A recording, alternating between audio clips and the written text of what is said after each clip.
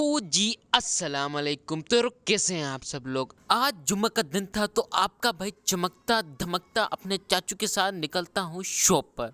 जाते जाते रास्ते में हमें मौला का अलम दिखता है, जिसे देखने के बाद हम कहते हैं अस्सलाम वालेकुम या अमीरुल मोमिनीन मौला अली अलैहिस्सलाम, और आकर बैठते हैं शॉप पर।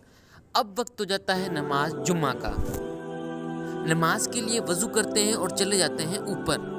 नमाज के लिए आकर बैठ जाते हैं। अब इंतज़ार होता है जमात का। नमाज पढ़ने के बाद हम पढ़ते हैं आयतल कुर्सी।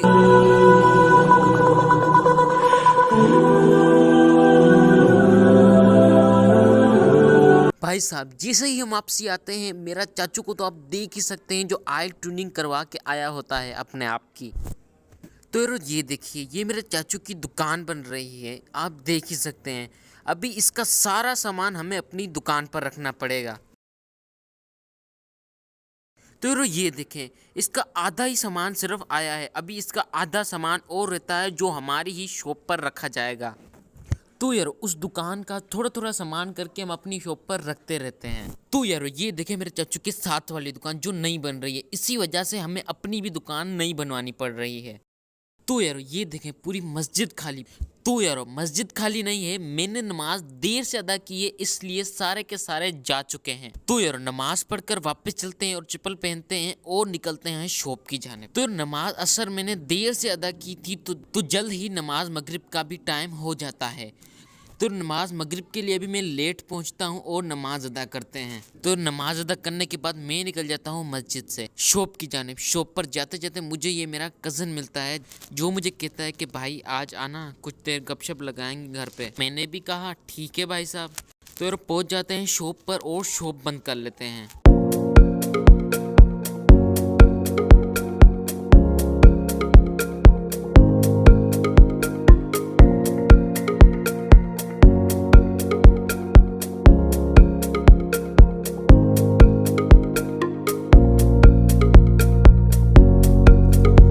तो शॉप बंद करके आखिर ताला लगाकर हम निकल जाते हैं घर की जानिब।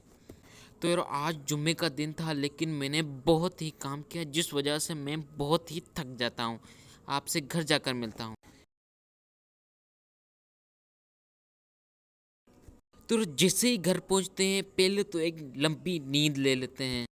तो हमें एक भर के लात मारी जाती है और कहा जाता है बेटा खाना खा लो। तो लोग खाने पर एक नज़र दौड़ाते हैं, जिसमें फिश फ्राई और आलू फ्राई होते हैं, जिसकी पहली बाइट हमें जन्नत का एहसास दिला देती है।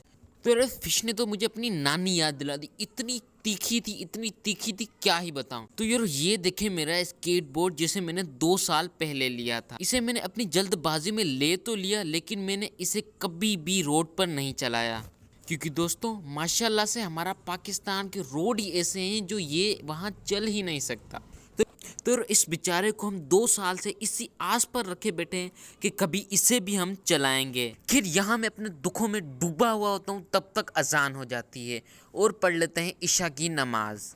तो इशा की नमाज पढ़ते हैं और तैयार हो जाते हैं। तैयार क्या, सिर्फ कंघी देनी होती है।